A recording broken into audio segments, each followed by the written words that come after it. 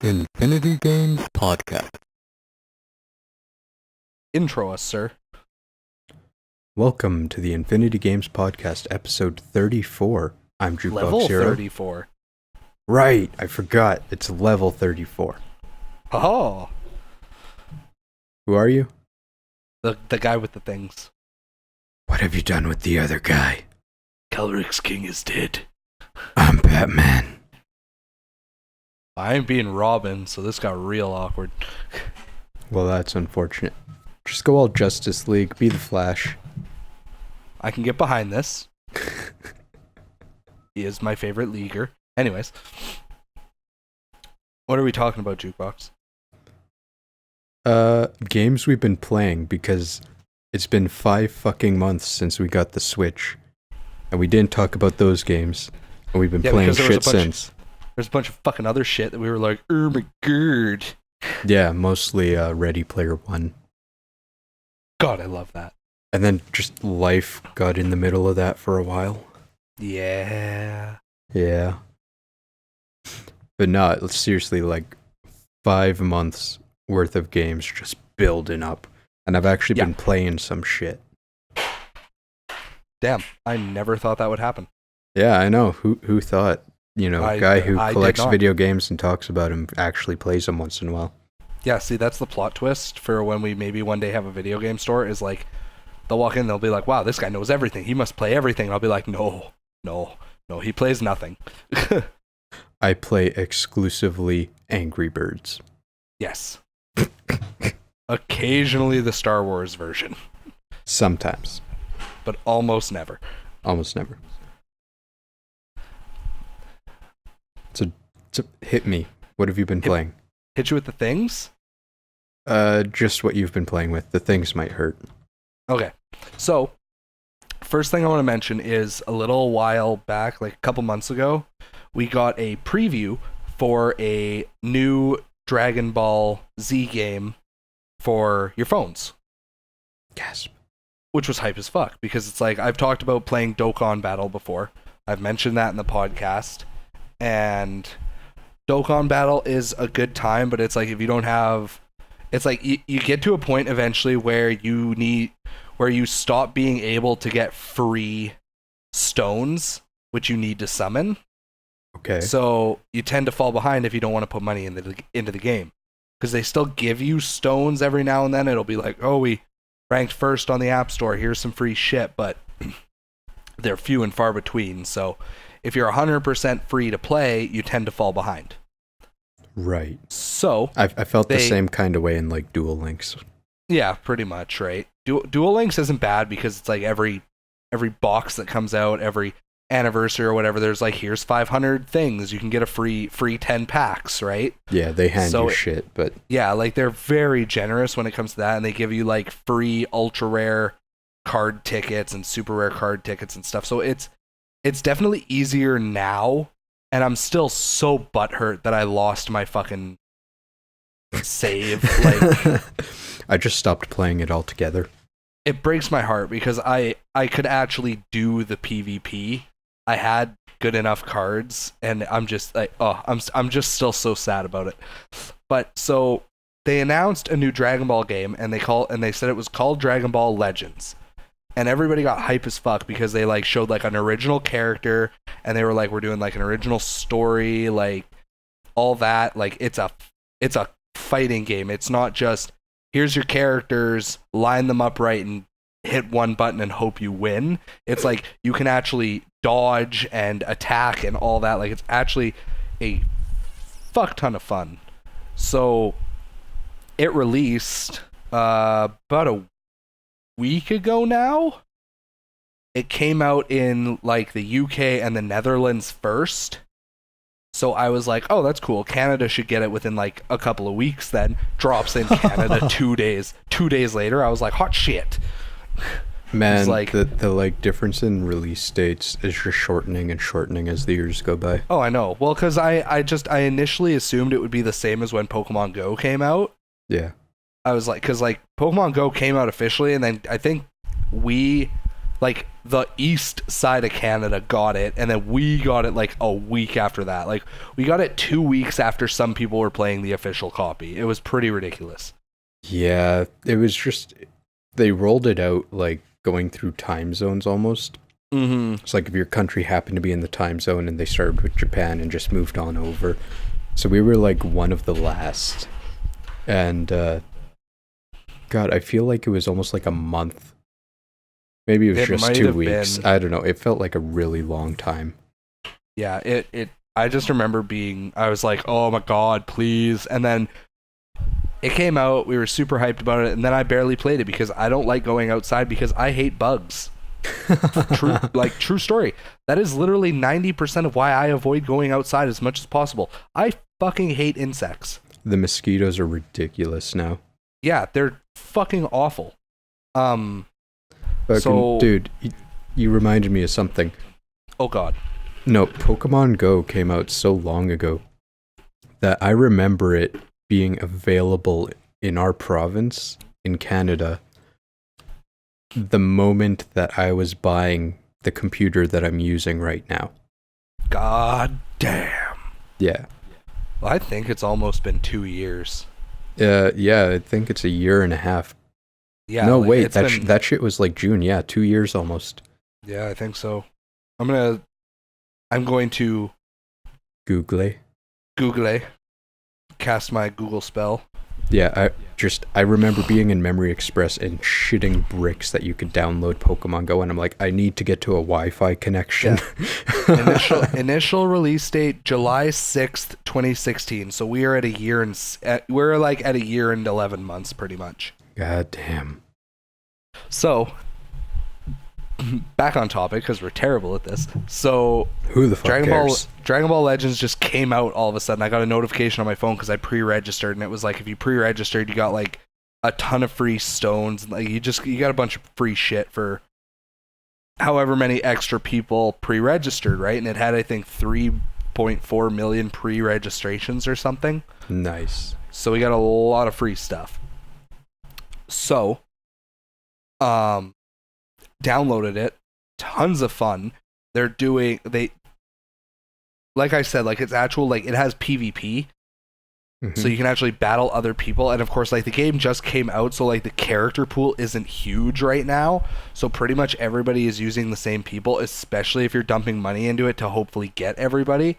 It's pretty much like people are using Piccolo because he's a tank, Pan because she's a great support character, and then I think Vegeta because he hits the hardest right now. And they're the sparking units, which are like the equivalents of like an ultra rare in other games. But the cool thing is, and once I mention this, we'll move on because like I said, there's not much to the game yet.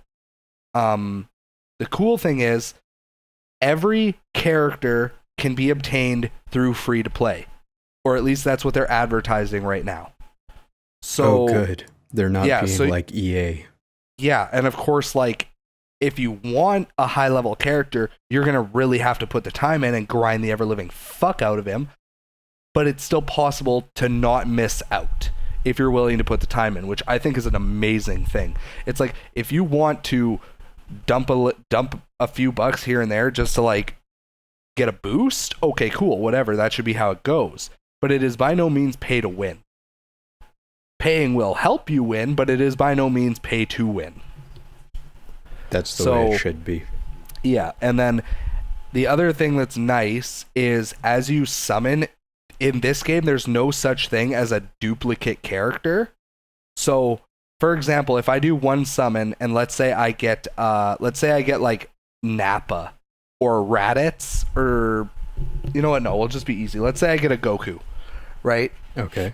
The way it works is when you summon, you get 100 Z power for that character. And then, so that character's level is star level 0, I'll call it. So if I summon again and I get another Goku, that 100 Z power goes into the previous Goku, and that'll level him up to 1 star. And then for him to get to 2 stars, I'll need like 300 Z power. So eventually when I summon and I get three more Gokus on top of that, then the one I already have becomes a 2-star, and he keeps getting progressively more powerful the more copies I summon of him. So you can never get like completely screwed when you summon for characters. You're never gonna like just get a character where you're like, oh my god, they're complete trash, I'll never use them. Because as you summon copies, they get stronger and stronger. So you might get to a point where it's like, I could have an ultra rare Goku, but if he's 1-star and I have a 7-star like regular rare Krillin's probably gonna hit a lot harder. So I'll use him instead of the Goku, because why would I use a weaker character, right? Right. So that's a really cool thing about the game, and it's going to be really helpful for like free to play people. So I'm very happy with how this game is turning out so far, and I'm very excited to see where it goes. Man, all this shit just going like straight over my head. I'll show you the next time we hang out. Even though you have no fucks to give about Dragon Ball Z, I think you'll be able to appreciate how the game is set up. I appreciate a good game. Exactly. Other thing is, talked about it in the past. Talked about Xenoblade Chronicles 2 in past podcasts. Oh shit! It was the game that I got when I got the Switch. It fucked him up. Played the shit out of it. Loved every second of it. It's such a good game. How many hours would you say you got in there? My first playthrough plus my current new game plus I'm at like 78, I think, or something like that. Nice. Fucking. Like I'm a good. Do you have any other in Switch games that you play, or is that like the Switch game you play? It's literally that, and it's like I have Mario Odyssey, but I haven't really played Mario Odyssey very much, just because. Right. I love me a good Mario game. I do, and I love Mario Odyssey for what it is, but it's a fucking Mario game. They're the exact same. Oh no, Peach got kidnapped. Go beat up the baddies. So I just personally I find it hard to care.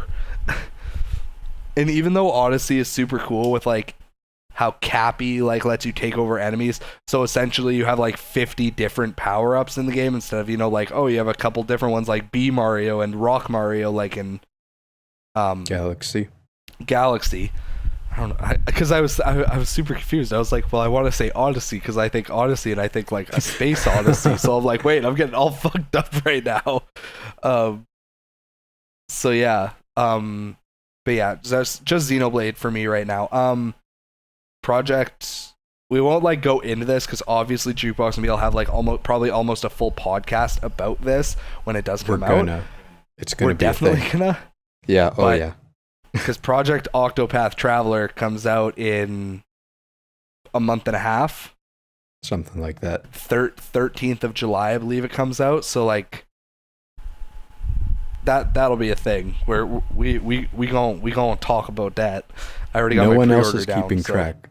But I checked, and that means I get a mark on my bingo sheet because I predicted it would come out in Q2 2018, and sure as shit. I'll know if I get a bingo sheet mark soon. What for? Kingdom Hearts 3. Its release date will be announced at E3. Nice. Because Square Enix has already confirmed that it will be out in 2018. I knew that part. Yeah, guaranteed. So obviously E3 is in what, 2-3 weeks? Something like that. I think it's like all close to the end of June. So guaranteed we will get a release date at E3. I sure hope so. I mean, like, you remember how the Switch was announced and then like 3 months later it was released, and it was so weird that it was that fast? Yeah, I remember us being very confused. So like Kingdom Hearts, if it comes out this year and the release date's unveiled at June, they got like a 6-month window. Yeah. And like, feel short. They better fucking give us a real date, you know? Mm-hmm. All I know is that day on E3, when it's like Kingdom Hearts announced this day, the second I see a confirmed release date, I'm driving straight to EB Games and smashing a fucking pre-order down on the most expensive possible edition. Hey guys, I'm going on break. Yeah. Be back in a while. Yeah, no, like I ain't fucking around. I am getting the collector's edition of that game. It's gonna be like $500. It's gonna come with like a giant statue of like Mickey, Goofy, and Donald and Sora. For a second, I thought you weren't gonna say Sora, and I was like, I'll stab you. I mean, how could it not? Yeah, I know, but well, you never know. So, but anyway, I'm hyped for that. Super hyped for that. But again, to be just to catch us up, because like the main thing Jukebox and I were going for is it's like I personally have played so many fucking games that I was like, okay, they're like the first few that I can just like bang out super quick, and then we can actually like discuss the ones that we care about. So there's just so many of them. Yeah, pretty much. So the main thing that I wanted to say on Xenoblade Chronicles 2, I'll probably find another day to like talk about it a little more, especially considering there is some DLC coming out for it soon, and it's supposed to add like new story stuff. So I will find a time to like properly discuss that game. But for now, it's amazing. If you played Xenoblade Chronicles or Xenoblade Chronicles X, go get Xenoblade Chronicles 2 if you have a Switch. You will not be disappointed. And the ending had me all kinds of fucked up. So take from that what you will. Yeah, if you remember from the last episode, he was all fucked up because of Ready Player One. Like, not like that fucked up, because that, like I explained in that podcast, that one hit me so deep in the feels that I'm pretty sure the socks in my drawer felt it. But like Xenoblade, like, you're gonna shed a manly tear, like some shit goes down. So damn. The third game that I wanted to this will be super quick because I got a little butthurt, is Final Fantasy IX was on Steam. It was on sale for I think like $21 or something. Okay. Like down from like a regular $35 I think it sells for, or something like that. So I was like, you know what? Fuck it. I'm up north when I bought this. I'm not anymore, thank God. I was like, I wouldn't mind something to play. I have not played much of Final Fantasy IX. And I was like, screw it, it'll give me something to do. So downloaded it, started playing it, obviously love it. Final Fantasy IX is a great game. I get to like the first like major kind of dungeon, the ice cavern, and it crashes. So I'm like, cool, fuck me. And I googled it, and I guess the Steam version of Final Fantasy IX is actually prone to a lot of issues. And so I was like, well, I guess I'll just fuck right off. And so what I'm probably going to do is eventually I'll probably just buy it on the PlayStation, on my PS4. Yeah. And because I know that version works flawlessly. So I will just... I'm like, I was super happy when I started seeing things like Final Fantasy VII and a lot of stuff coming out of Capcom and Square Enix actually going up onto Steam, and a lot of NIS games and stuff. And like, I was hyped because for people who aren't like me, you can like go on Steam, buy a game, and then just play it forever pretty much. Yeah. But the problem is, when those games were created, they were created for one, maybe two consoles. So they only had to be optimized for that hardware.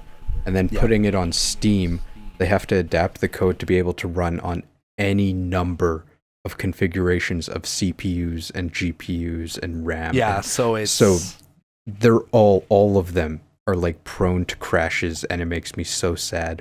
And like, there are games that I want to buy, but I'm just too, like, I don't want to waste my money on something that's just probably going to crash. Just to have to fight with it to get it working, right? Yeah. Yeah, so I get your pain.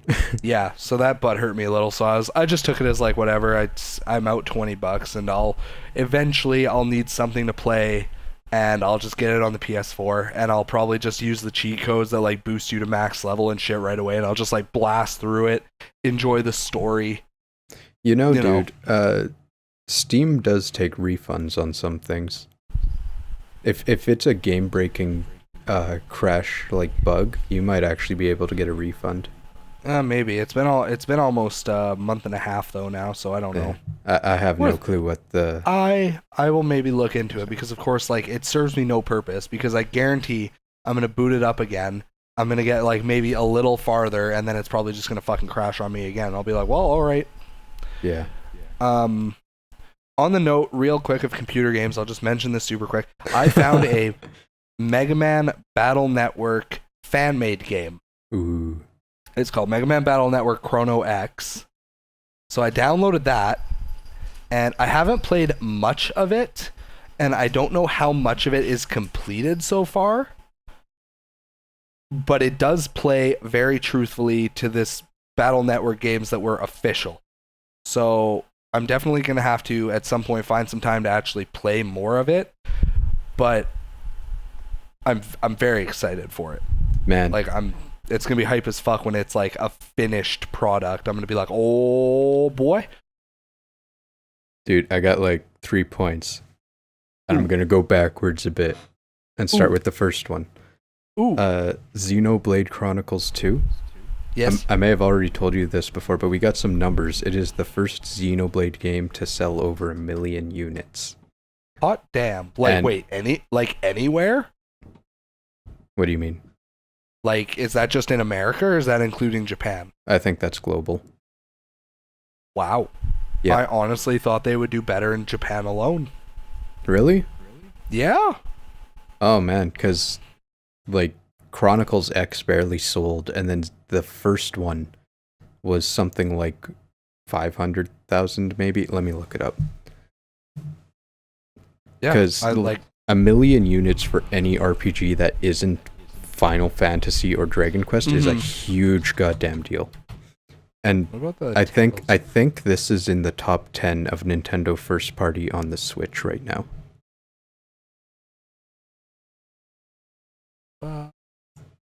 Xenoblade Chronicles. Oh yeah, if anyone wants to know where we get our numbers from, super handy site called VG Charts. They amalgamate numbers from pretty much every EB Games, Walmart, Target. They call up the suppliers and see how many units were created, how many were shipped and stuff. And they're usually pretty accurate. If let's see. They changed their layout. bastards. Oh god, it's loading. The computer's being slow or something. So, okay, while that's going, what about the second point? Oh. Okay, so Xenoblade 1 sold like 920,000. Okay, so it was close. Yeah. Also, in that same note, the Switch has reached, I think, 18 million units. So Nintendo's goals of hitting like 30 million by the end of the year do not seem any amount of over-exaggerated anymore. Really, I still think they're reaching a little bit. I think they're going to hit it, and they're going to hit it hard, especially with Smash Bros. Coming out. That's true. Is Smash Bros. Confirmed for 2018? Yep. Actually, that's the only thing we know about it, is that it's coming out this year. Huh, interesting. It'll definitely be a Christmas release. I saw one rumor saying that Simon Belmont would be in it, and I'm like, if he isn't, they're fucked. I'd think it would be a Christmas release. Mm-hmm. But I got proven wrong the last time. That's fair. Because they released Odyssey in October. Yeah. Right? And that became like the highest selling Switch game or whatever. Well, because Mario. I mean, yeah, but like, it came out in October. Everyone thought it was going to be like December. Yeah. Even I thought it would be December. Guilty. And it's sold 8.95 million according to this site. Yeah, fucking crazy. Second point, I don't remember. What did you talk about? You did Xenoblade Chronicles, then what were you talking about? Final Fantasy 9. Right. I've owned that game for like 5 years and I still haven't played it. On PS1, right? Yeah. Yeah. I played 7. I did 8 for like 10 seconds. I haven't even touched 9. 8 is so bad. Is it? It's so dumb. I thought you liked that one. No, I like the characters, but the gameplay is flawed to the point where like you need a guide or you're gonna have a bad time. Because it's like characters can like equip magic to give different stat boosts and shit. So it's like if you aren't using the right ones and shit like that, like your stats are all fucked up and you're gonna just get rolled. That's really unfortunate. Yeah, it's really weird. And you can't, characters don't just learn magic, like you have to steal the magic from enemies and then junction the magic and then you can use it, but you only get so many charges of it. So it's like you'll steal like thunder magic, use it 5 times, and then have to steal more. Like it's really weird. That is really weird. Yeah, so let's just go back to like Final Fantasy VI, the good old days. Yeah, when shit made sense. Final Fantasy IV, best Final Fantasy. Fight me on it. Still haven't played it. You know what, dude? So good. I almost started it like 2 weeks ago. Because I think I have it on the DS. Ooh, no, don't, no, ooh, no. Either I have the DS or I have the Game Boy Advance one. I don't remember. Game Boy Advance one, good to go. DS one, just don't bother. You know what? Hold on to your ass for 2 seconds. I'm just gonna like cut a little chunk of audio out and I'm gonna go look for it. Grabbing ass.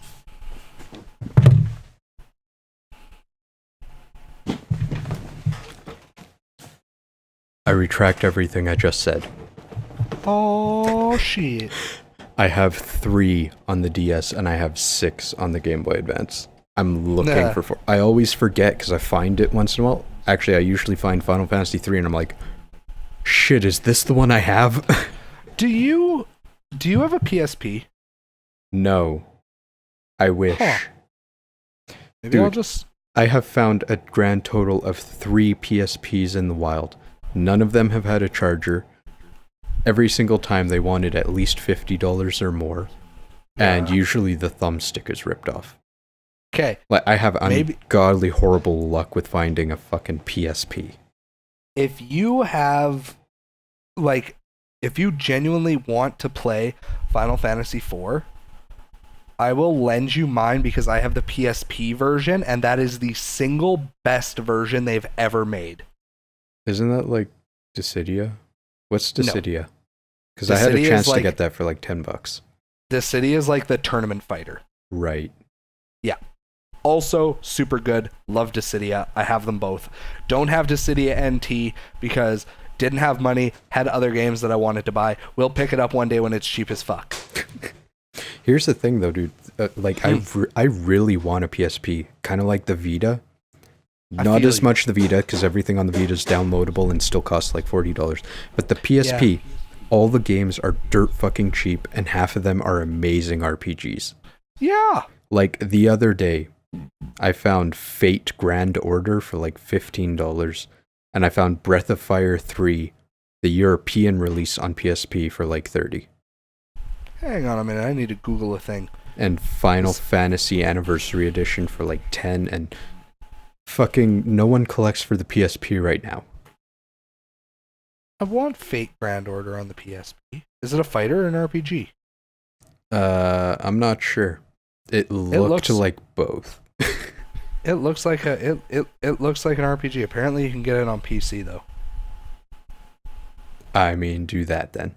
It was at the Game City in the big mall.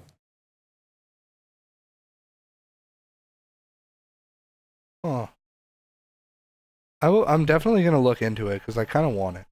Because Fate, there's Fate Grand Order, and that's a phone game. It's a gacha, like you download for it. Okay. And then there's Fate Extra, which is on the PSP. Maybe I was thinking of Fate Extra. I could have swore it was Grand Order. Hold on, let me look for the cover art.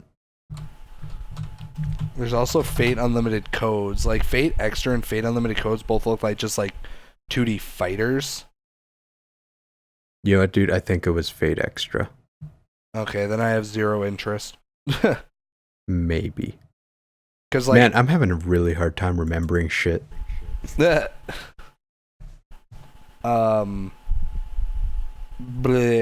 Was that all the points you wanted to make? Final Fantasy. Oh yeah, third one, because you said you found a fan game of Battle Network. Yes. Guess what Kari's been playing?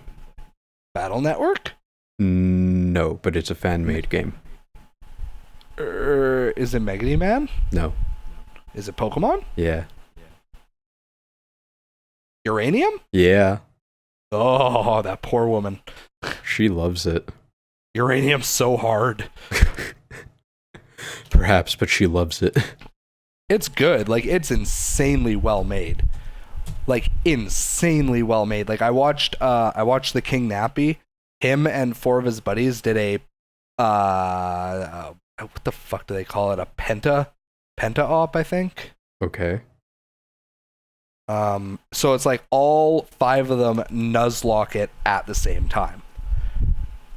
I feel like I watched like, an episode of that with you. I probably because you wanted to show me Uranium because it was a huge deal.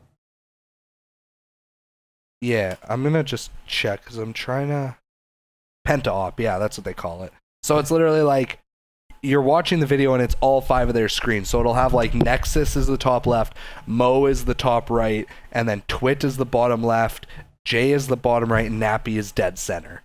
So it's like you get to watch all of them, and it's like, so they all have different teams, obviously. They're all like, so it's like one, you know, it's like there were a couple of gym leaders where it's like Nappy would like blow through them in no time, and then Twit would be right behind him, and then like Nexus would like almost get completely wiped, and like it's so fun to watch. So I don't know. Bless her soul, because Uranium is a freaking amazing game. Give her a high five for me. But like, sweet Christ, is it fucking difficult?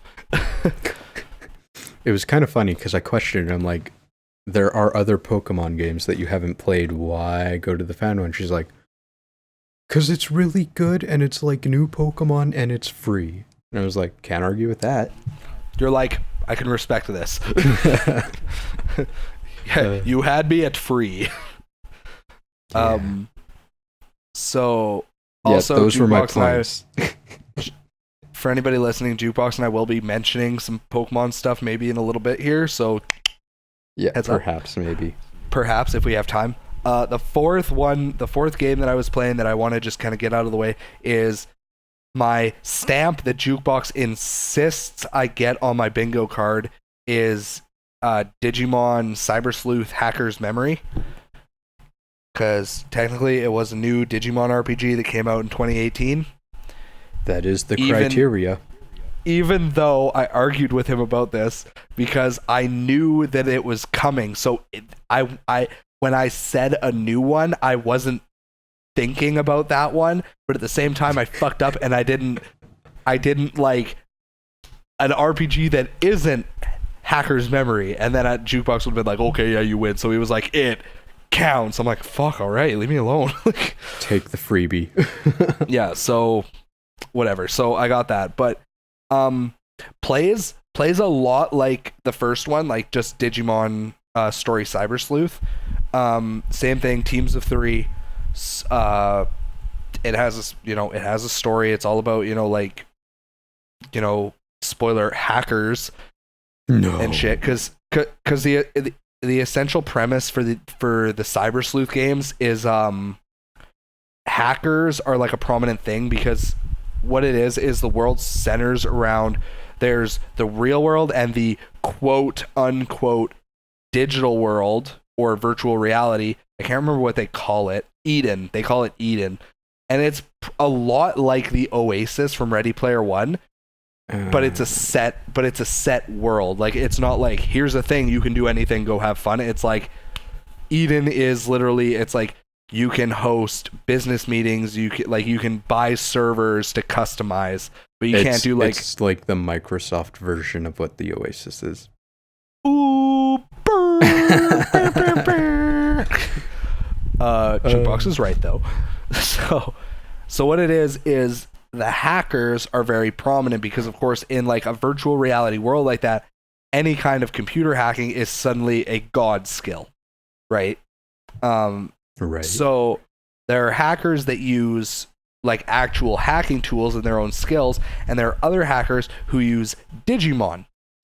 And Digimon are essentially hacking tools because they can break down firewalls, they can, hack themselves, they can hack things because they are just data.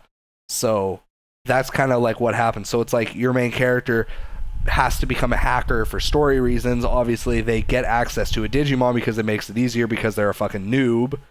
And then it turns into a whole thing, and they're like, oh my god, Digimon actually have feelings, blah, blah, blah, blah, blah, right? So yeah, I'm played stabbing that, a bunch of zeros and ones. pretty much. So played that. Haven't beaten it yet because I had to give it back to my younger brother because I borrowed it from him. But it was the exact same as the first one, just a different story, pretty much. They added in a few new Digimons, and it's still just as fun as the first one. Like, I really enjoyed playing it, and I love grinding in those games. It's very satisfying, but... Yeah. But yeah, so that was the fourth game. Nothing is nearly that I as played. satisfying as Dragon Warrior. Pretty much. So, dude, I totally off topic. Checking out the bingo card. I said Octopath Traveler release Q3.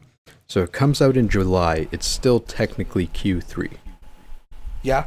So you get another one. But I realized that I'm completely screwed on one. I said the virtual console would be coming out. And that it would have Nintendo GameCube. It ain't fucking happening.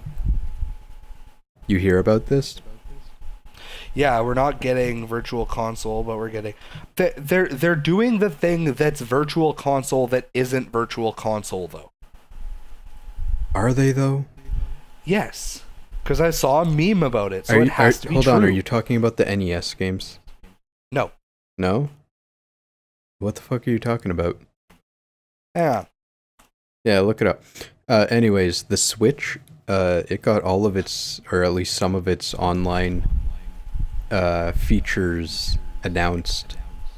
So we know that you'll need it to do online play with certain games. Yeah. You're going to get 20 NES games if you sign up. Games that you'll be able to do multiplayer, like online, which I think is really cool for like one game Balloon Fight. Because Balloon Fight's fucking awesome. It's like Joust, but with balloons. Okay. For Balloon Fight? Yeah. You know what Balloon Fight is. Yeah. Yeah. I'm just attempting to find this meme because it's the easiest way to explain it, and I cannot find the meme. My meme searching skills are weak. Yeah, we don't know. Like, if you get the online service and then you cancel it or whatever, do you keep the 20 NES games or do they just disappear? Because this is essentially their version of like PlayStation Plus, where you get a free game every month, except it's just really old Nintendo games. But they said in their FAQ or whatever that they are not working on virtual console specifically or an analogous app, so like nothing similar to it. $20 for a year is pretty reasonable, though. That's pretty weak. What? The online service, that's the pricing. It's $20 USD for a year for this Nintendo Switch Online. Yeah, it's like nothing compared to PlayStation and Xbox. That's fucking fine. Like, I could give a shit. I'll pay that. And if you can get your friends in on the family membership pricing, yeah, fucking everyone just chip in like $5. Yeah, exactly. So like, you can get up to 7. I fail to see why people get so butthurt over it, but essentially, like, I haven't been seeing anyone get butthurt, but it's essentially it didn't cost money and now it costs money. Yeah, which I understand why people are a little salty regarding that, but I think that's just immaturity, because like honestly, it should have always costed money, because they've always had to maintain the servers and the online service. Yeah. And that costs money. Pretty much the meme I saw, it was the thing where it's like Patrick is arguing with, I can't remember what his name is, the evil like stingray guy from SpongeBob. And Sure. it's like, is this your wallet? And Patrick is like, nope, but this is your license. Yup. This is your name. Yup. So this must be your wallet. Nope. Okay, and it's the manta ray guy. Yeah. Yeah, so essentially what it was is it's like Patrick was like Black the Manta. Nintendo community. Yeah, Black Manta, whatever. Or Rayman, I got don't nothing. fucking. I know who you're I talking couldn't about. tell though. you. Yeah. I know the So scene it was too. like Patrick was the Nintendo community and the Ray guy was like Nintendo, and it was like it has online functions, and Patrick was like that's great. Or Patrick starts with like it's not virtual console, so I'm not getting it, and then it's like, but it allows you access to games from the past, and Patrick's like, yup, and it has online, so you can play with your friends, yup, and it has this, yup, and it doesn't cost very much, and that, yup. And then he's like, so it's pretty much everything that the virtual console has plus more, right? And Patrick's like, makes sense to me. And then the Ray guy's like, so you're gonna get it? And then Patrick's like, nope. And he's like, why? And it's like, because it's not virtual console. I don't know, dude. I gotta see more about it. It's probably the 20 NES games, because Yeah. if you find it, send it to me. But like, the virtual console was several other consoles and many more games, and you could buy them individually to own. Mm-hmm. Like, it wasn't just here's a hand me of like games that, let's face it, no one really cares about anymore. Yeah. Man Ray is his name. Man Ray. Frickin' SpongeBob. Right? Yeah, anyways, we were playing games.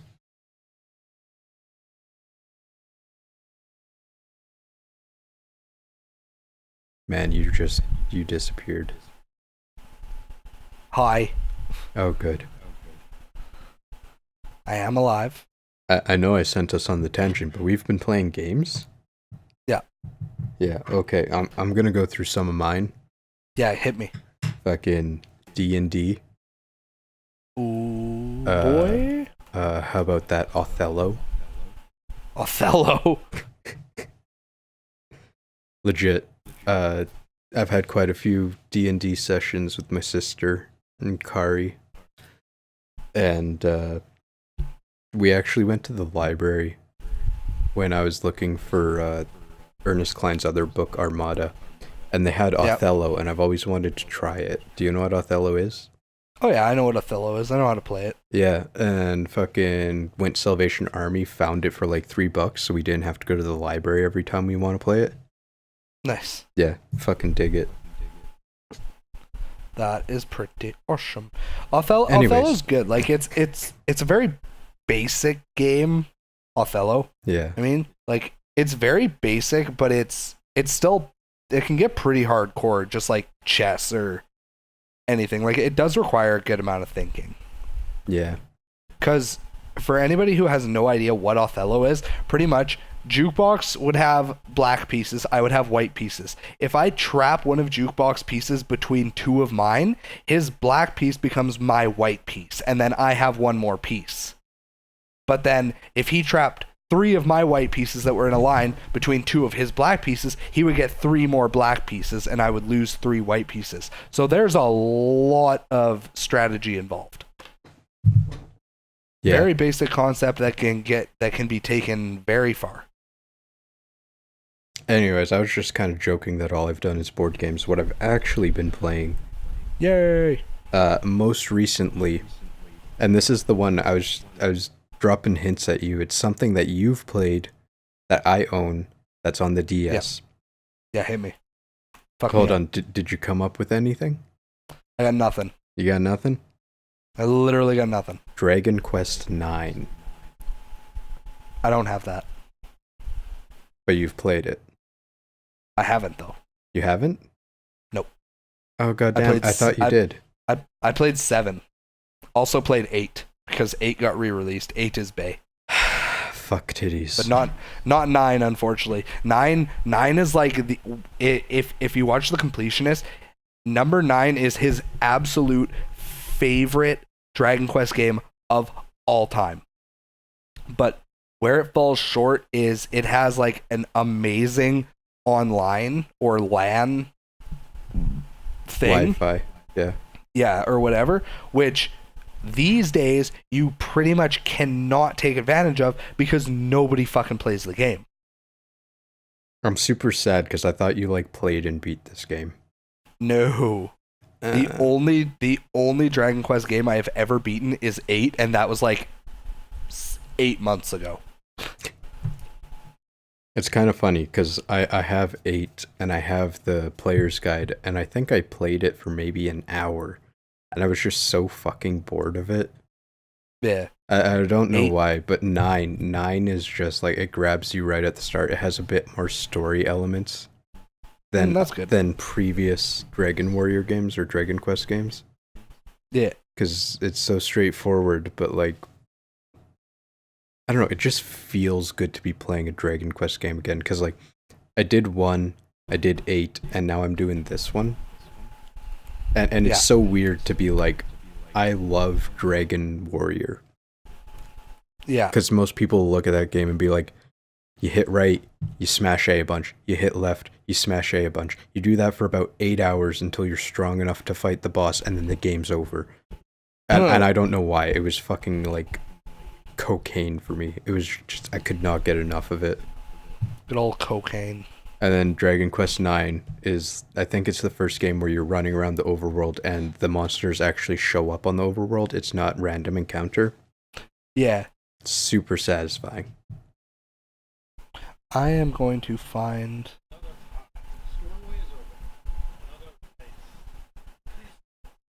I'm going to find a Let's Play for Dragon Quest 9 and I'm going to watch it. Not right now. I was going to say, this game's 100 hours long. Actually, let's look. Okay, so earlier I mentioned VG Charts as a good site to look up how many sales a game or a console has. A good site to look up how long it takes to beat a game on a casual playthrough or a completionist playthrough is How Long to Beat. HowLongToBeat.com.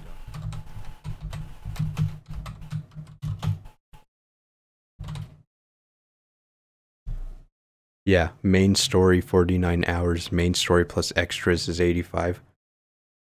Completionist is like 669 hours. I don't know about that one. Yeah, I mean, like, look, Persona 5, it's like average 96 hours for just the main story. 96 hours plus extras, 112. So, like, I'm maybe halfway through the game because I'm at 56 hours right now. Right. Okay, I just looked at Dragon Warrior. It's about 11 and a half hours for the main story. So when I was saying you hit left, you mash A bunch, you hit right, you do that for 11 and a half hours. Yeah. Yeah. Pretty much. And I fucking loved it. Don't know how. I don't know. It's just charming, I guess. That's fair. I really want to play Dragon Warrior 3, though. Because, like, while everyone was, like, losing their shit over Final Fantasy in the West here, Dragon Warrior 3 was just like, hey, we have, you know, class systems and stuff. Like, you can advance your classes. And I don't think Final Fantasy had that until the Famicom, or the Super Famicom. Yeah, because the first time they did that was in Final Fantasy 3. Yeah. Actually, I believe... No, Final Fantasy 3 was NES.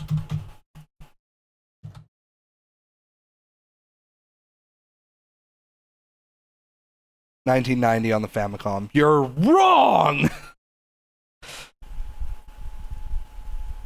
Well, fuck me. This has been the Infinity Games podcast. I need a new partner who's facts are correct. No, I'm just kidding. Don't leave me, Jukebox. No, that's it. Game over. Oh. No, however, I done goofed. in the West, Yes. Final Fantasy IV, which came out after Dragon Warrior 3. Also false. Dragon Quest or Final Fantasy IV didn't have classes. No? You're thinking Final Fantasy V. Final Fantasy V had changeable classes. Okay, what was the first Final Fantasy game in the West? 5. Or you mean like ever? I mean, like, we got Final Fantasy, we got Final Fantasy 2, we got Final Fantasy 3, and then we fucking jumped ahead and got Final 7. Fantasy 7. Yeah. I'm talking Western releases. For like a job system. Yeah. Final Fantasy V. When did we get 5? We got it on Game Boy Advance. Did Final Fantasy 6 not have it? No, Final Fantasy VI was the exact same as Final Fantasy IV. Every character had their own personal class. So like Locke was the thief, Terra was a black mage, Sabin was a monk, whereas in Final Fantasy III and in Final Fantasy V, any character can be any class. Anyways, point I'm making. Dragon Warrior pushing the boundaries in the West. Yes. Also, because I got my thing wrong. The completionist video where he does his top 10 Dragon Quest games of all time, number 2 on his list is Dragon Quest 9.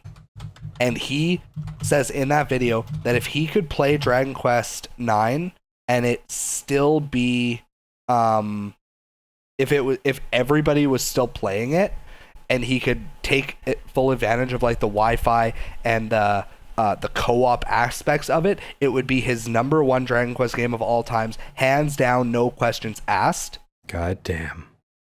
But because you can't take advantage of that unless you have friends that are playing it that you can take advantage of, he said for that reason, for the reason that you pretty much have to play it quote unquote solo, it is his number 2. His number 1 Dragon Quest game of all time is Dragon Quest 3. For literally every reason Jukebox just said. Yeah, I really want to play it, but it costs like $100 goddamn dollars for a cartridge. Don't worry, I'm gonna win the lottery on Friday. I'll buy you one. Decent. Also, if that happens, you'll be getting a very large check. Also decent. Do you want some good news? Also, I mean, I thought we were chock full of that, but hit me. Yeah, just more. Like, cherry on top of the cake. Because I was looking into Dragon Quest because I was playing 9. And I like to read... Oh yeah, like, we get 11 in September. I'm hype about that. Yeah, that's exactly what I was going to tell you. Ayo! Fucking... boner. Like, we missed 10. Yeah. And I was, like, hyped for there to be, like, a Dragon Quest game on the Wii U. Because we haven't had a consoleized one since the PS2. 8. Since 8. Yeah. Yeah, because Dragon Quest 10 was a fucking MMORPG. I know. That's dumb. No wonder I forgot it exists. Well, I mean, we didn't get it, which is probably half the reason, but, like... Fair. The Wii U just didn't sell well. And it also came out on the Wii, though. Like, the Wii was successful. Why didn't we get a Wii port? That's a good question. Like, it came out... It was like a transition game for the Wii to the Wii U. Kind of like how Twilight Princess came out on GameCube and Wii. Yeah. That might have done it. That's true. But just, goddamn. I'm just looking at Time to Beat right now. I know, isn't it it interesting? It's just like, man. It is. It's cool, because like there are a couple of games I'm looking at and I'm just like, what? Like I saw Skyrim. Hit me with some of them. Skyrim was like main story 32 hours, and I'm like, no. if you only main story, maybe 15. Maybe. Most of them seem pretty dead on, though.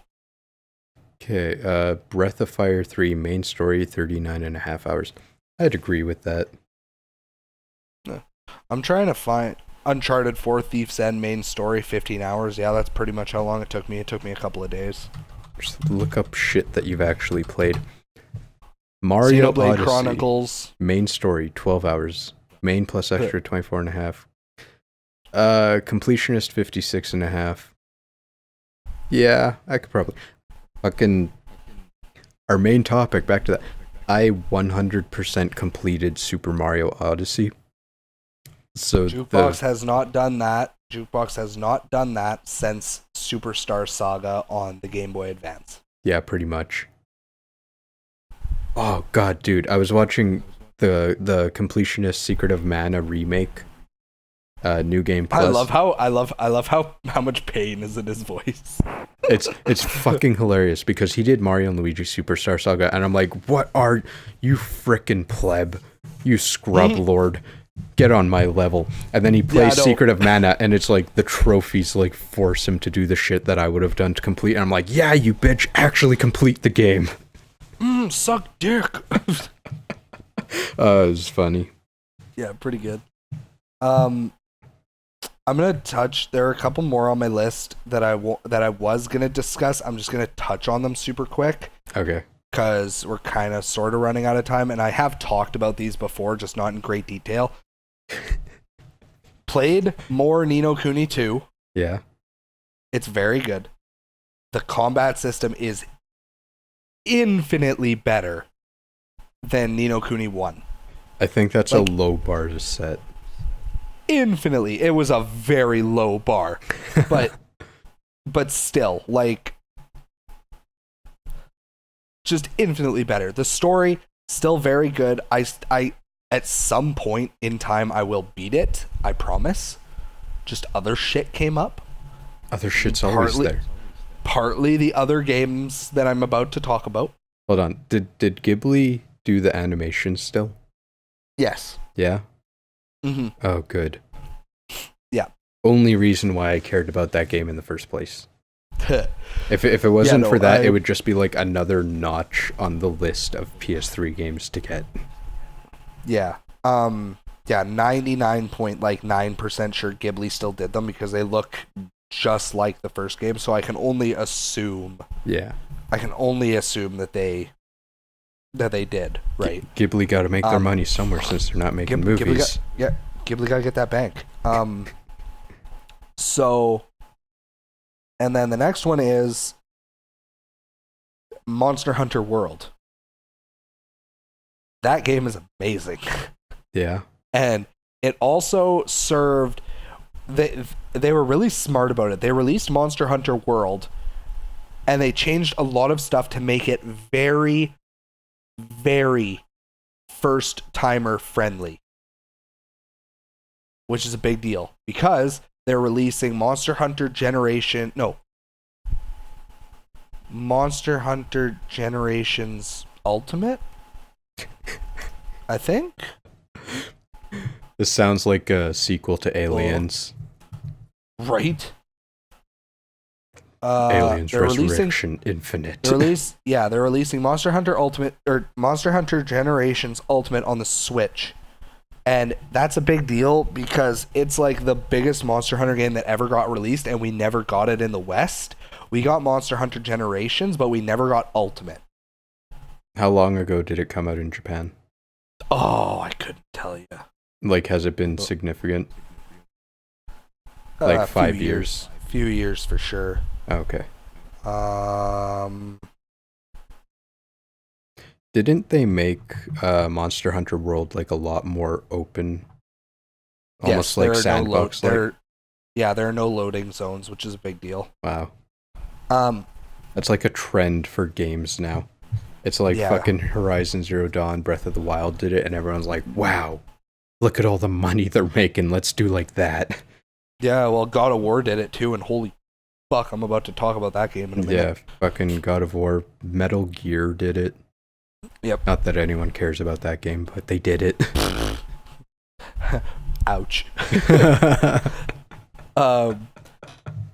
So yeah, played a lot of Monster Hunter World. I have, I think, like 120 hours into that game right now, and there's still a lot of shit I haven't done. Damn.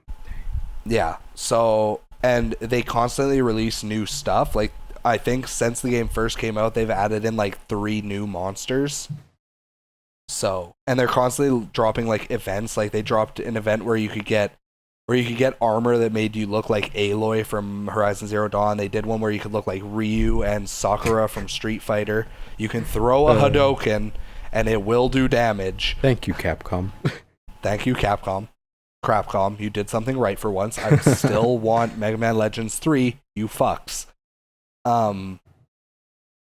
And then Capcom's gonna like announce their own console, and Mega Man Legends 3 will be like the launch game. And everybody will just be like, not worth.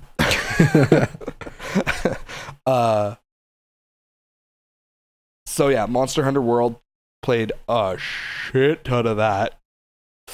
I still want to get like Monster Hunter Tri,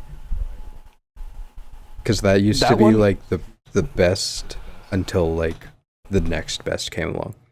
Like Monster Hunter Tri like squashed 1 and 2. Yeah, they like shit all over 1 and 2. The only thing that kind of sucked about Tri was, to my knowledge, is like the underwater combat was just AIDS.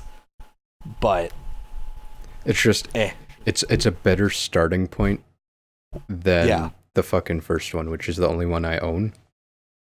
Mm-hmm. And obviously I can't get World because PS4 and like $70. Yeah. But like Tri is like $10 at this point, and Kari keeps telling me she wants to try a Monster Hunter game, so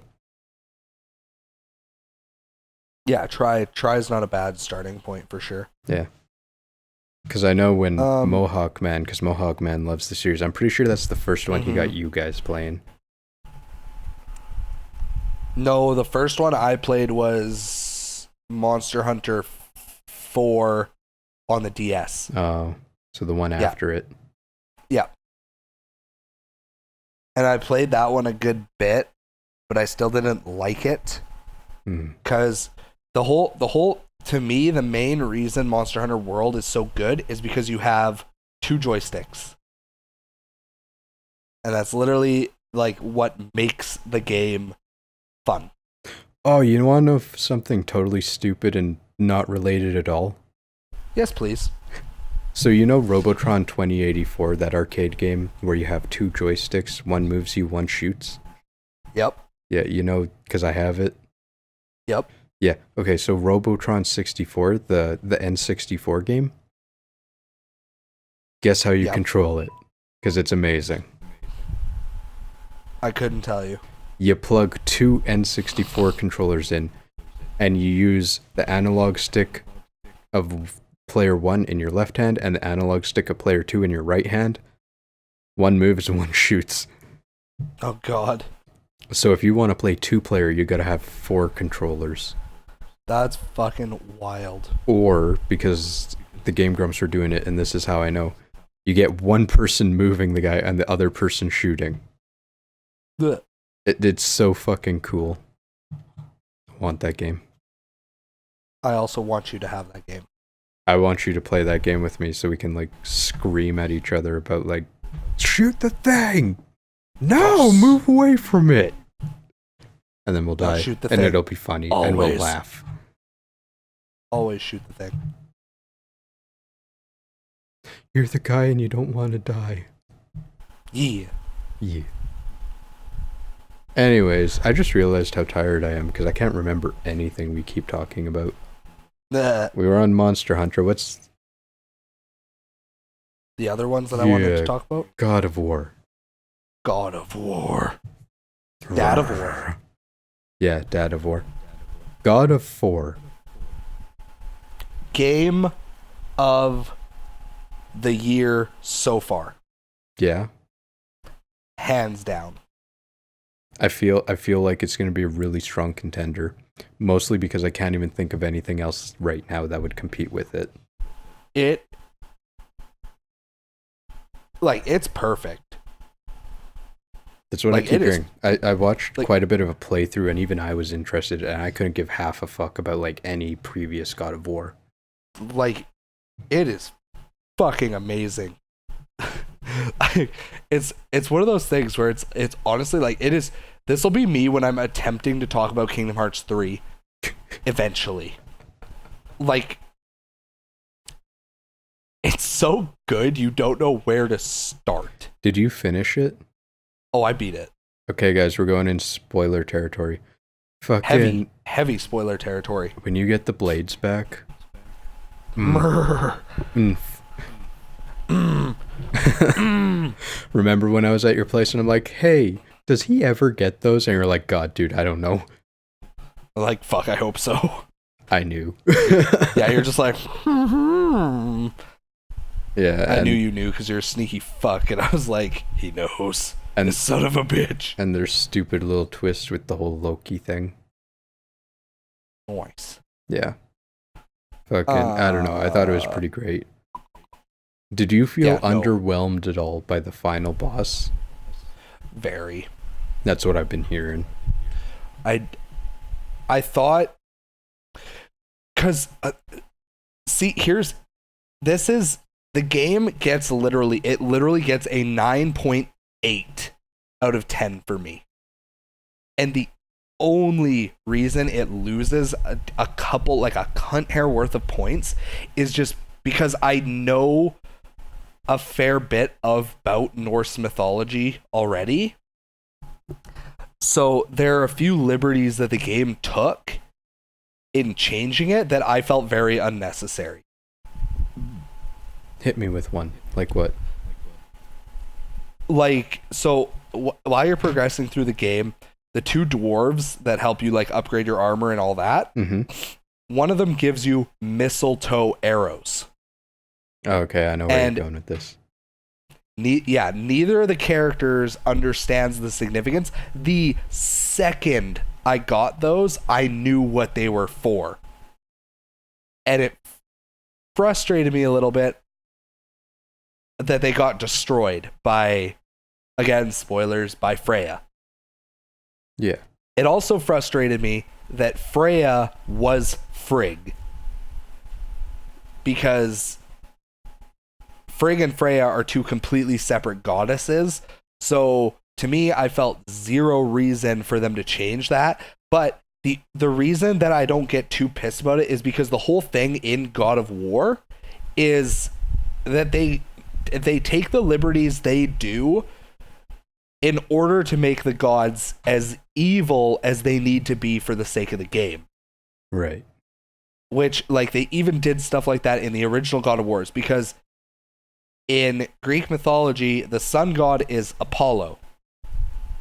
And in the God of War games, the sun god is still Helios. Whereas in the mythology, Helios was the original sun god, and then he felt himself fading because no one believed in him anymore. So he gave the mantle to Apollo, who people did believe in. Because the whole thing is with gods, they're immortal as long as people believe in them. But if no one believes in that they exist, no one prays to them, all that, then they fade away because they're not needed. That's sad. And that's what happened to Helios. He started to fade, so he was like, yo, what up, Apollo? Here, have a son. Hold on to this So- for me, will ya, kid? Yeah, whereas in the God of War games, that doesn't happen, so Helios is still the sun god, and I mean, he dead now. Kratos ripped off his head, but... He needed a lantern. Yeah, so I understand where they take the liberties and why they take the liberties. I just wish they didn't. Because that sucks. So I kind of wish, in regards to the final fight where, Baldur punches Atreus and then the mistletoe arrow stabs him and breaks the spell on him. Which, they never explain this, by the way, but fun fact, the reason Baldur is completely invulnerable to everything is because in the mythology, when he was born, Frigg, not Freya, didn't want anything to ever happen to him. So, she went around the realms, and made every single thing in existence promise that it could not hurt Balder. Like, even inanimate shit, somehow she made rocks promise. She made every kind of rock. So she got sandstone, lime, diamonds, like everything. Literally anything you can think of. Frigg made it promise that it could not hurt Balder. And then she just so happened to forget about mistletoe. But I mean, you cut a bitch a break. She just got how many trillions of things to say, okay, yeah, I won't hurt the kid. Fuck it, why not? Like, I'll cut her a break. 1 out of like 6 trillion ain't doing too bad. So they didn't explain it at all in the game? No, which frustrates me. So would someone not knowing the story would they have been able to connect the dots that mistletoe's the only thing that could hurt him? I would hope so. I think they did a good enough job for it because, like, you get the mistletoe arrows. Everybody's like, okay, why? Whatever. Like, they just kind of shrug it off as, okay, whatever, new arrows, I'll take it, why not? Freya destroys them. She calls them wicked. She says, these are wicked, you shouldn't have these. Throws them in the fire. Right. I remember that. So you're like, okay, all right, whatever. And then it gets to the end where the mistletoe breaks the spell. Freya loses it, and I believe Atreus says something along the lines of, because Kratos is like, what happened? And I think Atreus is like, the spell is broken. That's why Freya said it was wicked. Like, so I think they did a good enough job, but I still wish they'd gone just a little further and kind of explained why mistletoe worked. Yeah, that'd be nice. Someone might be like, okay, but why didn't my giant fuck you axe work? Yeah, exactly. My right? giant fuck you blades. Have you seen the extra ending thing? Yeah. Okay. Again, massive spoilers if you are still listening at this point. If you have any interest in God of War that we haven't already fucked up for you, because this is like big. Like, skip ahead a minute. Just skip ahead a minute right now. You beat God of War. Kratos and Atreus decide, let's go home. So, if you fast travel back to their house, go inside and hit the Q at the bed, it'll start a new cutscene.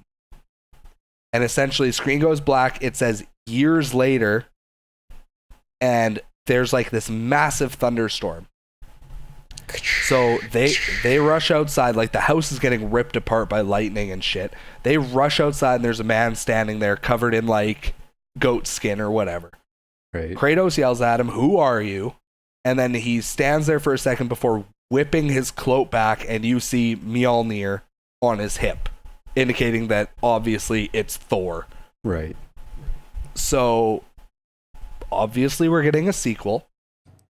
Are you getting a sequel or are you getting DLC because they were too lazy to just make a complete game? Oh, it's a complete game. It's just they left a shit ton of room open for more story. So I reiterate, is it a new game or is it DLC? I would hope a new game. Yeah. I just don't have high hopes.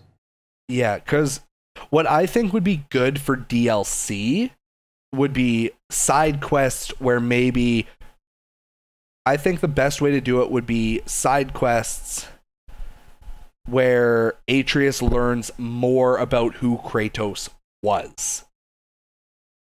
Yeah, more character building.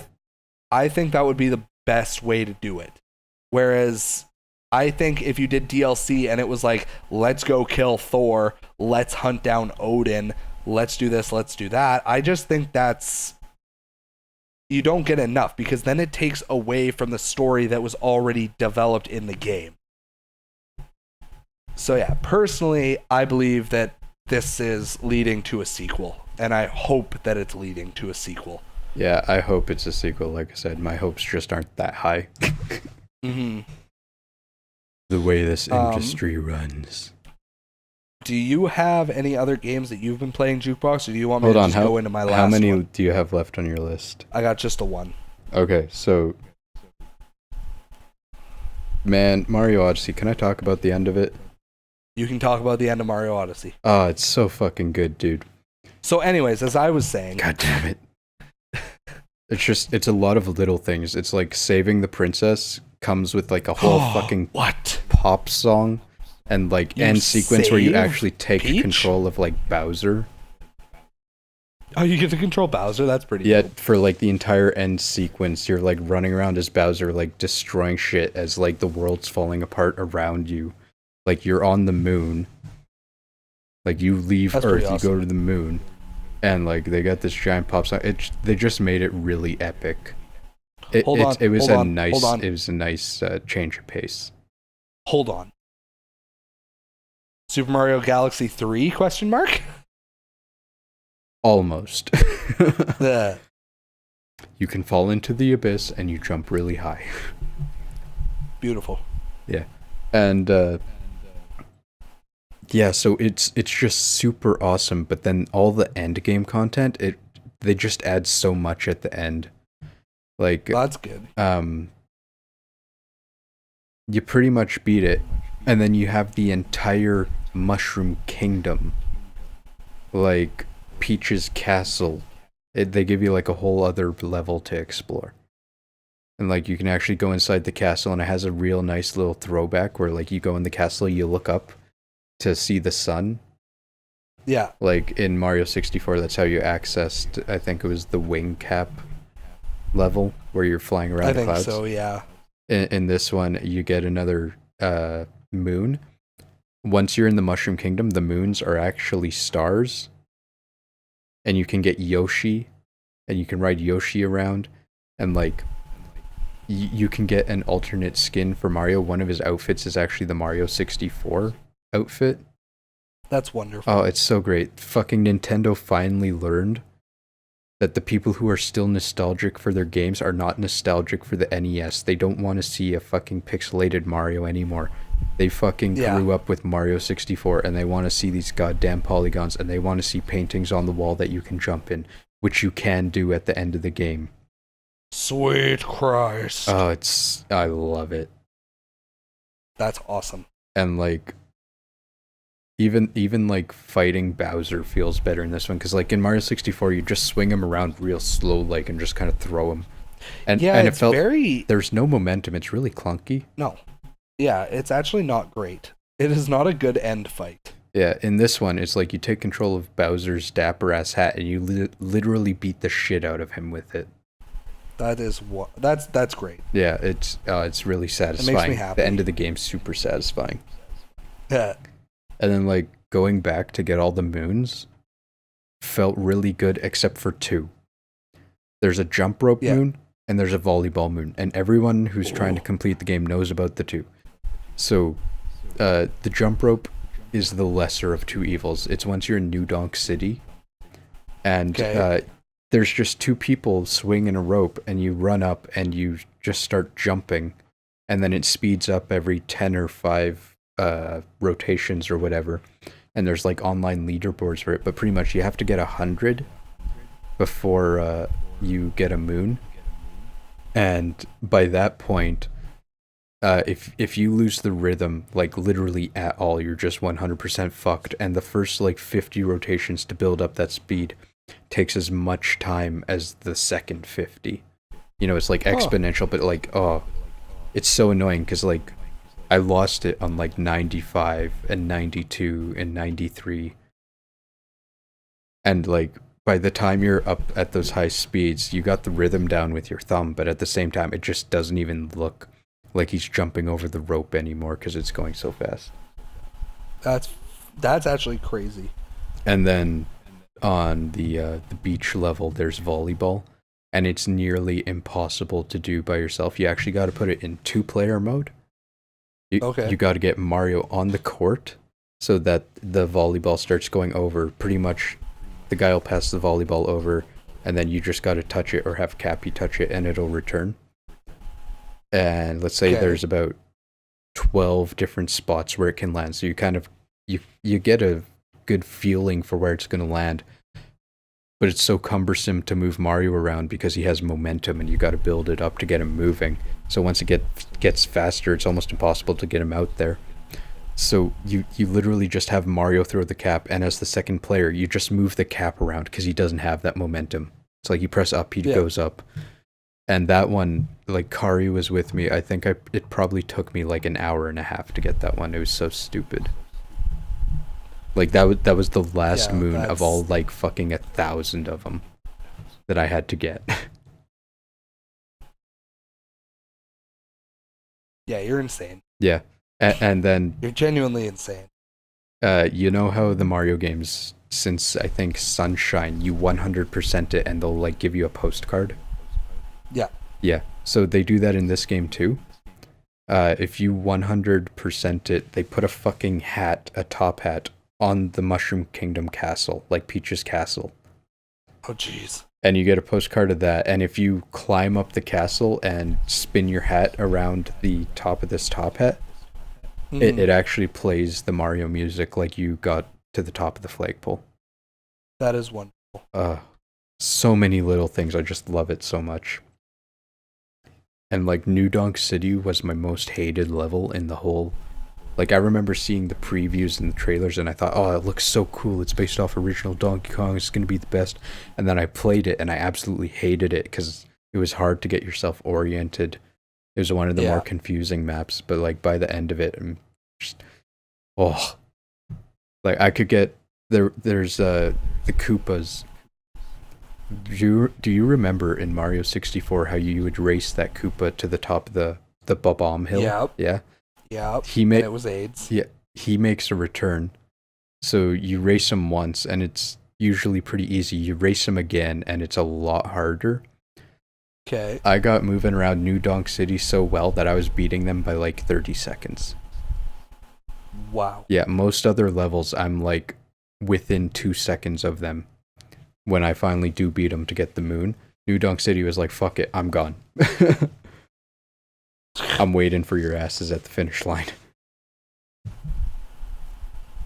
And you know the giant the like party deal that goes on in New Donk City, the celebration?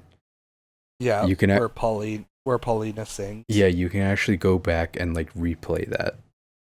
Like whenever you want. That's wonderful, because that song is great. It is so great, and it's a great way to grind coins. Really? Yeah, well, there's so many coins in the path that you take. But, like, end game, if you're not getting the outfits by using amiibos, it's, like, 3,000 for a hat and, like, 6,000 for a suit or something like that, and it's absolutely ridiculous. It's expensive as fuck. Yeah, so I got a really good grinding habit down where I was able to get the last 3 outfits in about 45 minutes.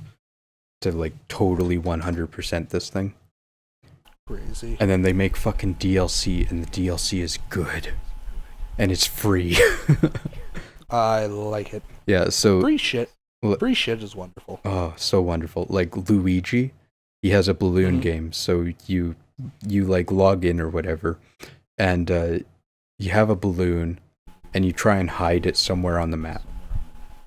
And once you've found a good spot, you release it, and it stays hidden there. And then other people will play on the level where they have to search for your balloon.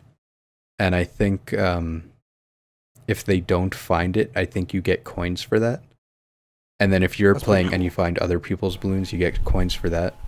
And they have difficulty ratings on how hard it is to get them. So the harder it is to get, the more coins you'll receive.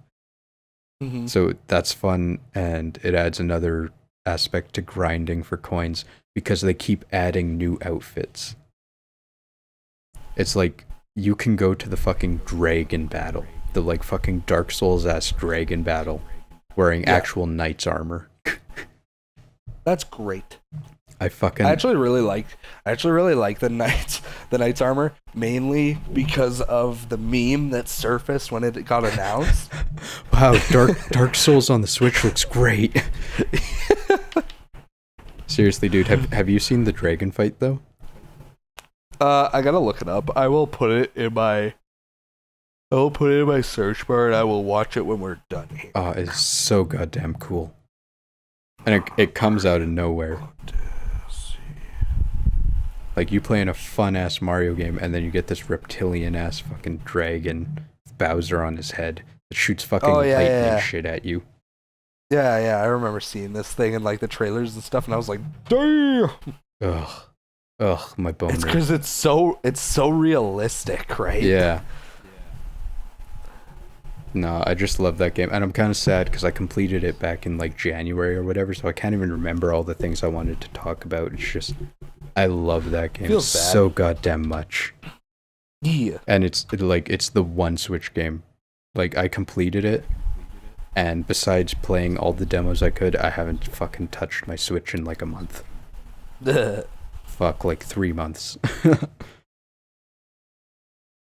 Yeah, I haven't played it very much either. I'm just like, obviously, it's like as soon as Octopath comes out and I get that, it's gonna be like Switch for days. Switch for days.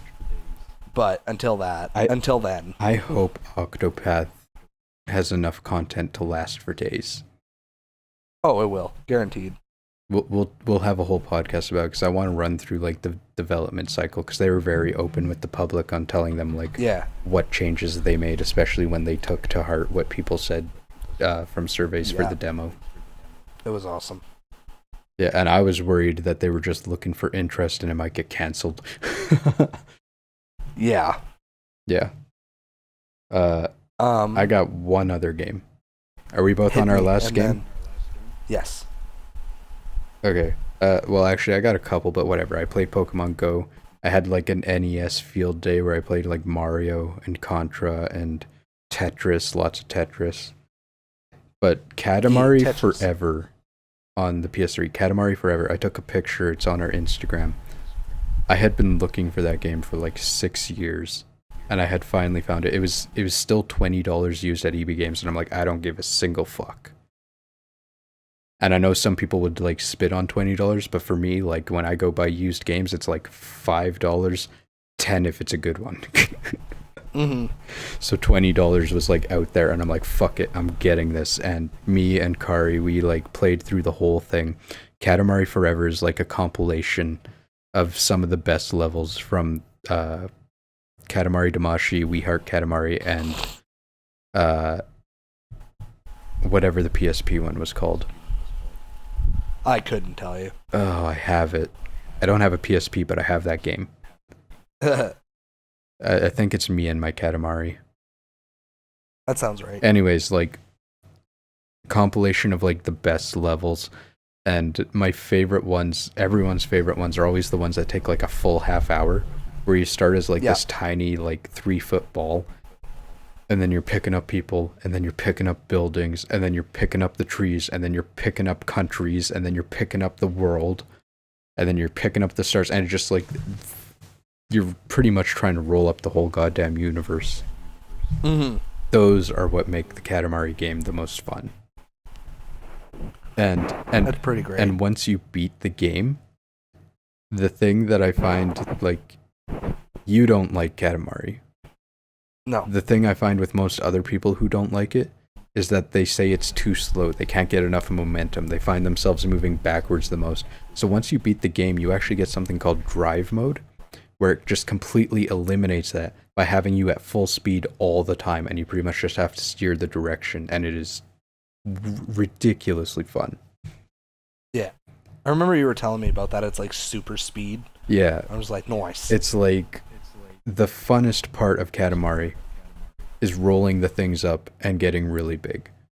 Like, if you want to go a little deeper, it's deciding actual objects you want to roll up to make the most efficient path, and like angles so that you're rolling more efficiently, stuff like that. But the funnest part is just like rolling everything up and the ridiculousness of how fun that is. So drive mode just gets you straight to that. There's no fucking dicking around picking up erasers and stuff until you're big enough to start rolling up dogs. It's like, just go. Yeah, it's like go fuck some shit. Yeah. And they have a classic mode, so it's like old graphics. It's nice. That's pretty great. It's cool. Yee. Yee. Yee. fucking my boner. Oh. Like, all I need now is beautiful Katamari, and my Katamari is complete. Nice. Yeah. Okay. Okay, hit me with your last one. Hit me with my last one. I haven't heard of that game. How do you spell that? It's great. U. Okay. G. Yeah. Yeah. Can you repeat that? Yeah. U. G. Yeah. Just like that. Is that with the umlaut? It is. Great. I'll So look it up. All super hilarious Infinity Game podcast puns aside, I started playing Persona 5. Sorry, know- the battle music was going off in my head. Lol. So many good tunes. So good. Because obviously we've talked about this before, not because I've played it, even though I'm a massive RPG buff. That's why I said I will get to it eventually. Holy fuck nuggets. I am so sorry that I keep yawning. It just, like, Jukebox is so boring. I'm sorry. You'll find someone to replace me soon enough. Jukebox is actually not boring. He is incredibly fun to be around. So, especially when I take him places and he makes me spend my money. I love that. Oh yeah, I'm great at that.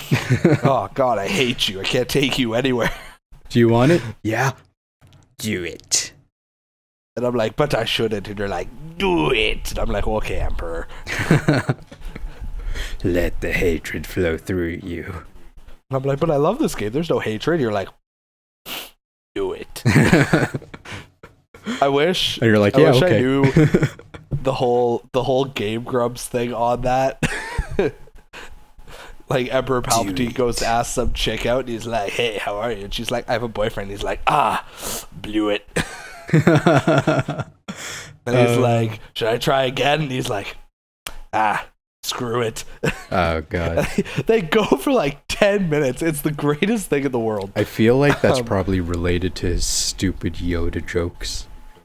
Probably. I'm gonna fucking search it so I can send it to you. It might be part of the Mario Maker series, but I know what you're talking about. I'm pretty sure it is. Yeah, do it. Part 2, 1, 2, and 3. It's like fucking 4 Dear minutes. God. Okay, anyways. I'm gonna watch that after and just die laughing. Perfect.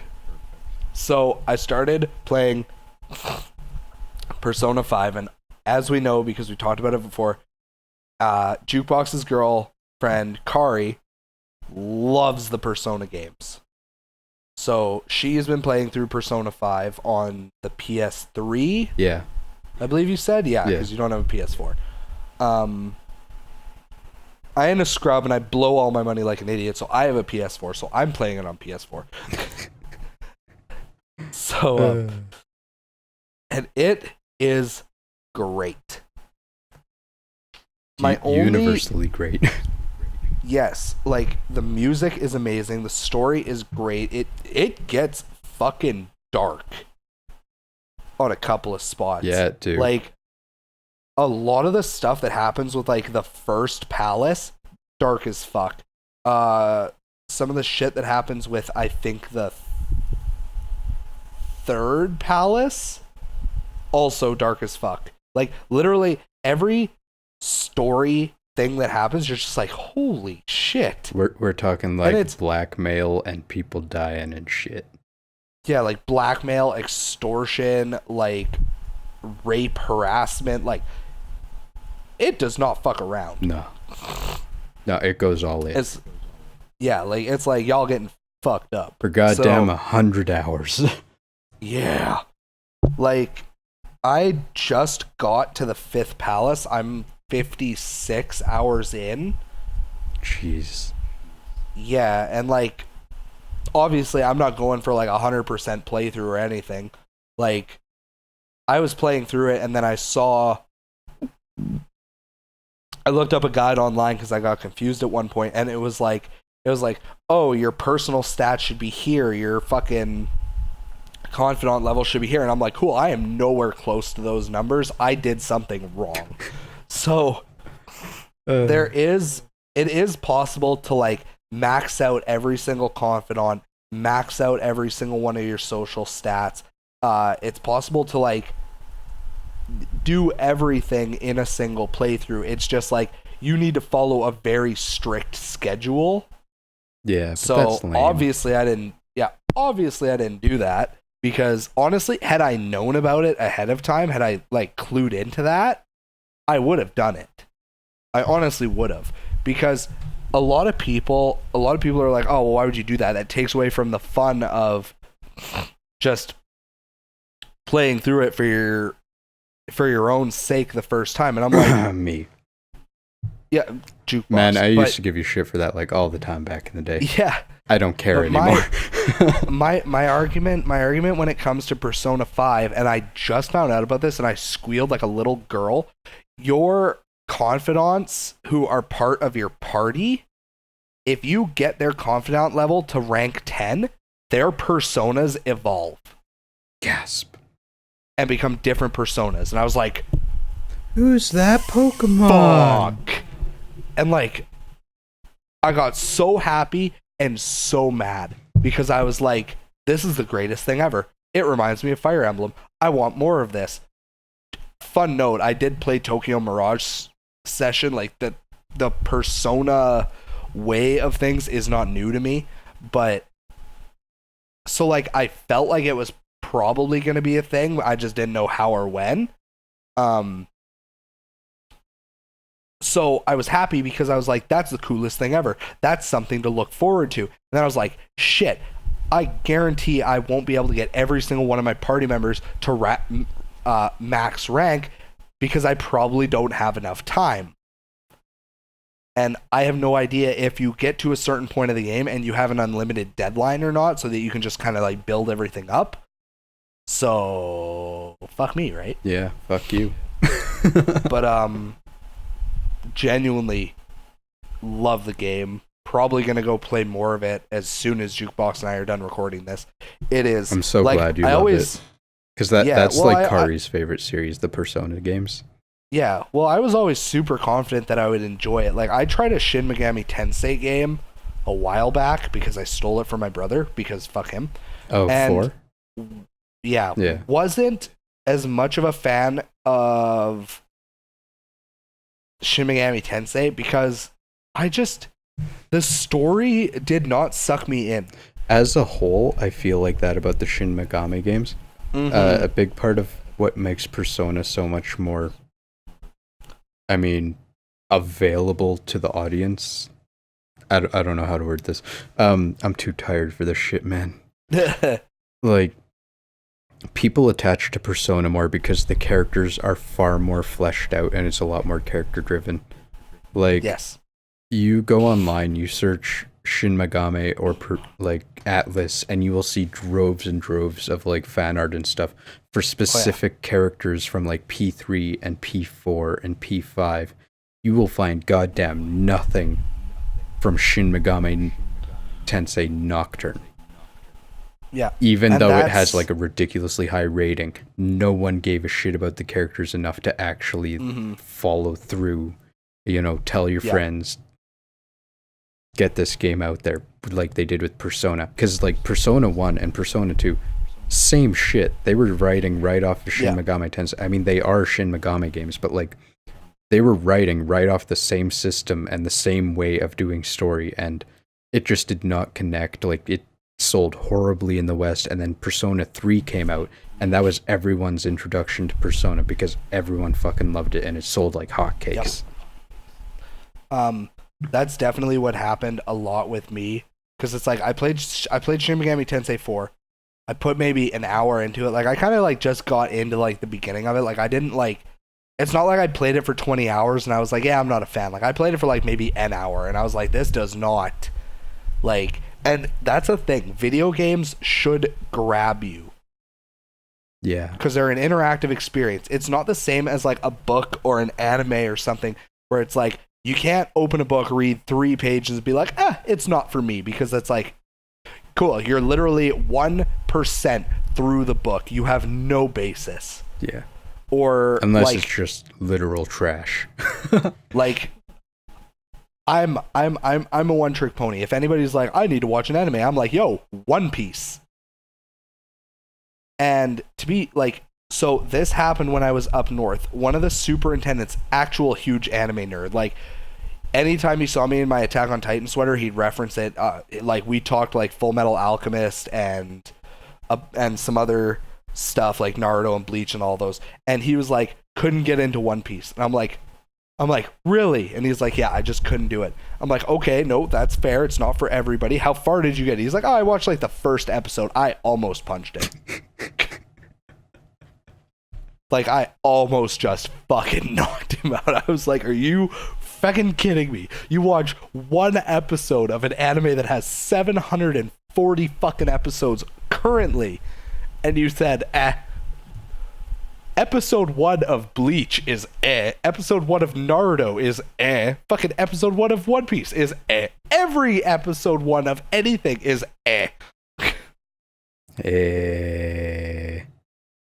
That. Maybe. Okay, personally, one of the only animes, in my opinion, where like the first episode will grab you straight by the nutsack and be like, get the fuck in here, you're obsessed now, is Attack on Titan. Well, they sure try. I mean, they tried. They did a good job. The 3-episode rule, it exists for a reason these days.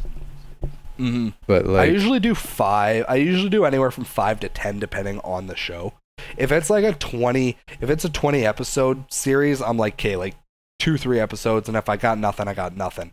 But if it's like a big series, I'd be like if somebody was like, I tried watching the first episode of Full Metal Alchemist Brotherhood and I just wasn't a fan, I'd be like, okay, you gotta watch at least 5.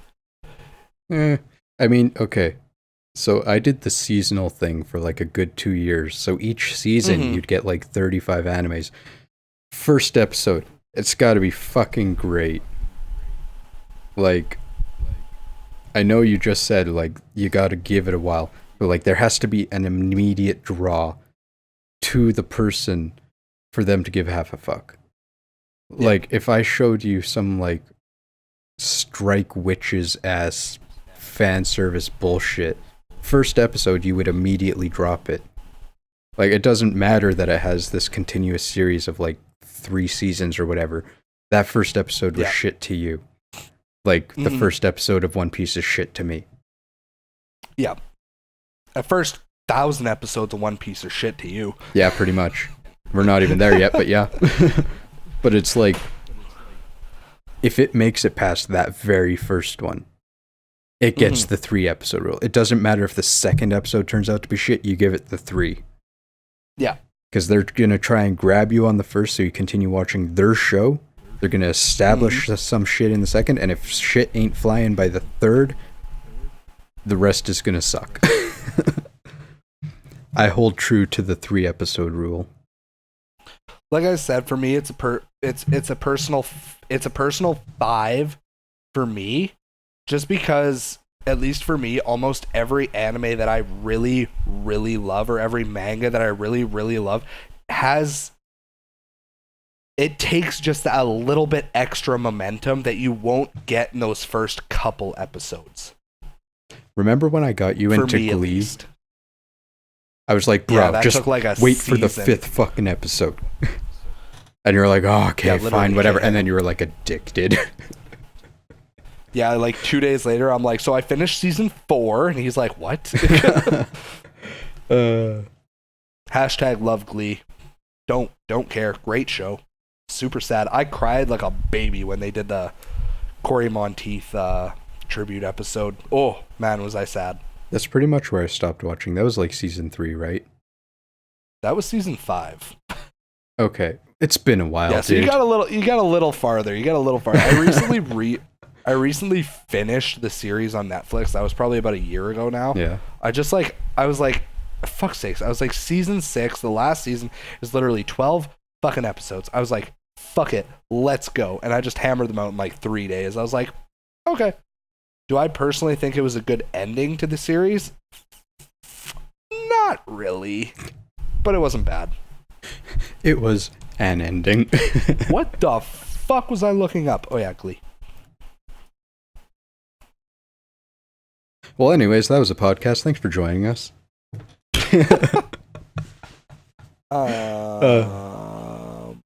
Man, I seriously can't remember what we were just talking about. I'm currently looking up like the fifth season. Persona 5, right? Yeah, that. The music's amazing. It is. It's so amazing. I love the tunes. Yeah. I almost bought like the 4-record vinyl soundtrack of it. Oh, geez. Just almost. That's one thing. That's one thing that I'll never like. Like, I love and appreciate video game music, but it's not like something I would put on like an iPod or something. Like my fiance, for example, she has like Destiny music on her iPod, which is great, right? Right. And it was funny because we were driving in the car and like she'll Bluetooth her phone, and it came on, and she was like, "Do you know what this is?" And I'm like, "It's definitely Destiny music." And then she's like, "Do you know what song it is?" And I'm like thinking about it, and I'm like, "It's the Darkblade Strike." She's like, "How the fuck did you know that?" Because you played And I so was much like- of it. Well, actually, it was an educated guess, which I told her about earlier, because there was, she was at work the one day and she had plugged her iPod in and it had come on, and one of her coworkers was like, "What the fuck?" So she was like, "Oh, it's from the video game that we play. It's one of the strikes." And she had explained it to me that day, you know, oh, the Darkblade music came on. So it's like I knew she had it on her phone, like on her like iTunes and everything. So I was like, fuck it, it's as good a guess as any, and I just so happened to be right. So Nice. yeah. But like, holy fuck, like the Persona 5 music is just mint. It really is.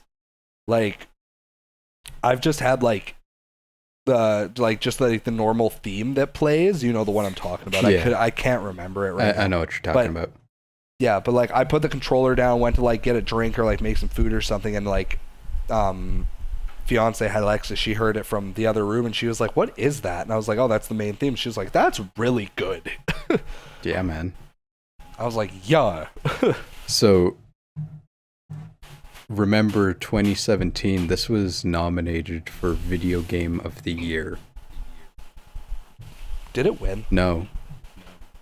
Goddamn Breath of the Wild. Well, yeah, Breath of the Wild won. The runner-up, unofficially, was like Event Horizon Zero Dawn. Okay. And then the next spot was kind of up for grabs, and I hope somewhere Persona 5 won Game of the Year. Yeah. Like some RPG zine on the internet or something like that. Some blog, anywhere, because that game deserves it. For what it is, it really just kind of blows everything out of the water. Like, its user interface is outstanding. Yeah. To make it feel a little better, at IGN's Best of 2017, it won Best RPG. Good. At the Game Awards 2017, it did win Best Role-Playing Game. Yeah, we had our episode at the end of last year where I talked about that. Yeah. Right. Yeah. And then it also, what else did it win? I was nominated for a bunch of stuff. Yeah, I'm not seeing anything else for it right now, at least, but yeah. Love it. And you are way ahead of Kari at this point. Kari plays... Am I really? Oh, yeah, she's closer to like 30 to 35 to 40 hours in. Oh, okay. And like she only plays it when she's over and only if she's feeling like it. So it's not happening at any amount of fast pace. Yeah, it is by no means a speed run. Yeah, so I mean, I just watch mostly the cutscenes and stuff when she plays, so I get what's going on. But like, yeah, you are beyond where we are, and you're gonna beat this long before she does, and I'm not gonna let you talk to me about it because I don't want spoilers. No, obviously. I'll tell you, like, I'll beat it. I can only imagine there'll be a lot of feelings towards the end and stuff. Like, I mean, it's an RPG, of course there will be. So I'll just kind of based on what happens, like, if anything, I'd probably, like, just grab you by the shoulders and be like, be there. Be there when she beats this. You need to be there. With chocolate and a pillow and a warm blanket, whatever she needs. Oh, dear God. Yeah, but, no. My body is ready. It is... it is a wonderful game. It deserves all the hype it got, and it deserves more, to be completely honest. Hold on 2 seconds. We're going to end this. Oh, God. I got a really good idea, but first I want to see how many units Persona 5 sold.